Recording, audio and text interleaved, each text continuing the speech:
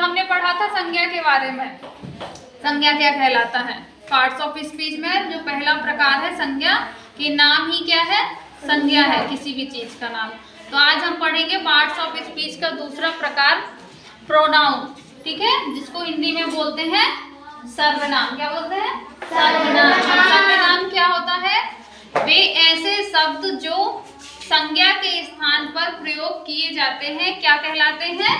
सर्वनाम कहलाते हैं। जैसे कि हमने बोला कान्हा खाना खाता है, ठीक है, कान्हा स्कूल जाता है, कान्हा कपड़े पहनता है। तो क्या हम जब किसी एक ही इंसान के बारे में कई सारी बातें बताते हैं तो उसका नाम बार बार उपयोग नहीं करते हैं, ठीक है।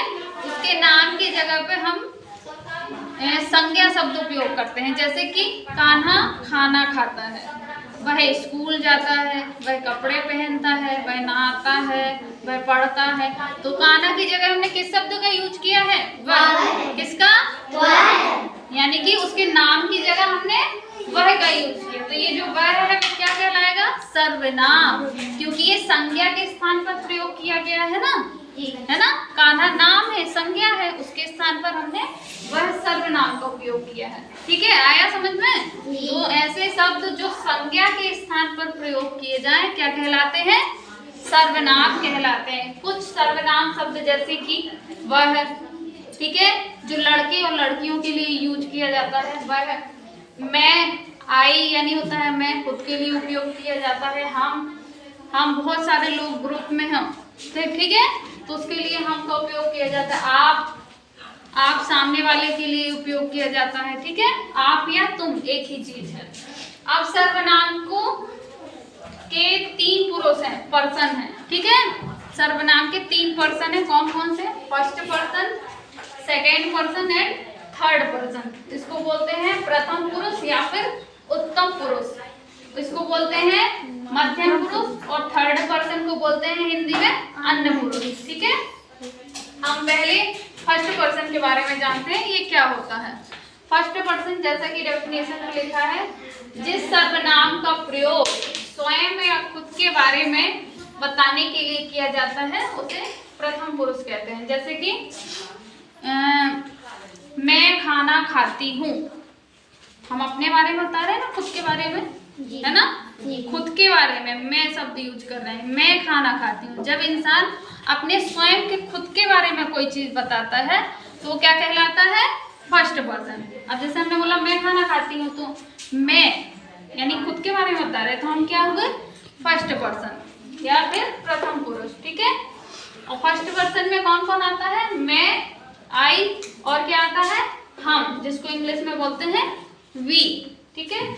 अब दूसरा है मध्यम पुरुष, जिसको इंग्लिश में बोलते हैं सेकेंड पर्सन। अब सेकेंड पर्सन क्या कहलाता है? जैसे 2 लोग आपस में बातचीत कर रहे हैं, ठीक है। खड़े हो जाओ नयन। अब हम लोग दोनों लोग आपस में बात कर रहे हैं, ठीक है। हमने नयन से बोला तुम पढ़ते हो, नयन तुम पढ़ते हो, ऐसा नहीं बोलेंगे, सॉरी। हमने इससे बोला तुम पढ़ते हो, ठीक है। अब हम दोनों आपस में बातचीत कर रहे हैं, हमने नयन से बोला है तुम पढ़ते हो, तो ये क्या हो गया? ये सामने वाला जो बात सुन रहा है वो क्या कहलाएगा? Second person. और जो इंसान बात बोल रहा है वो क्या कहलाएगा? First person. क्या कहलाएगा? ये हम हो गए प्रथम पुरुष और ये हो गया मध्यम पुरुष। यानी कि बात को कहने वाला प्रथम पुरुष और बात सुनने वाला मध्यम पुरुष। और मध्यम पुरुष में किस संज्ञा शब्द का उपयोग किया जाता है? तुम का। हमने बोला ना तुम पढ़ते हो, उसका नाम तो नहीं लिया। अगर हम ऐसा कहते कान्हा पढ़ता है या फिर ऐसा कहते नयन पढ़ता है, तो नयन क्या हो जाता? संज्ञा, क्योंकि वो तो नाम है। तो हमने उसके नाम की जगह क्या यूज किया है? तुम शब्द। क्या? नयन तो नहीं बोला, हमने बोला है तुम पढ़ते हो, तो तुम शब्द क्या हो गया? सर्वनाम, क्योंकि वो संज्ञा के स्थान पर उपयोग किया गया, ठीक है। तो मध्यम पुरुष में कौन सा शब्द आएगा? तुम या फिर आप। तुम पढ़ते हो या फिर आप पढ़ते हो।